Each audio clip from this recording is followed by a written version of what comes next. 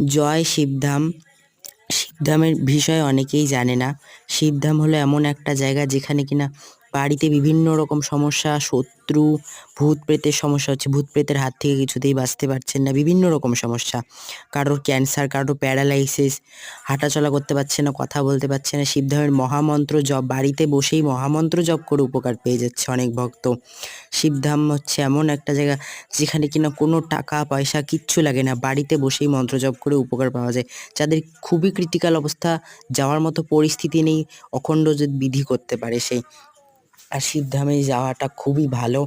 এখানে বিনা পয়সায়, কোনো টাকা পয়সা নেওয়া হয় না, কিন্তু অনেক ভালো উপকার পাওয়া যায়। আমরাও অনেক উপকার পেয়েছি শিবধামে। তাই বলছি, সকলে মহামন্ত্র জপ করো, বাবার চরণ ধরে নাও। জয় শিবধাম, বাবাই একমাত্র ভরসা। কোনো টাকা পয়সা কিচ্ছু লাগে না শিবধামে। জয় শিবধাম, কারোর কথায় কান দেবে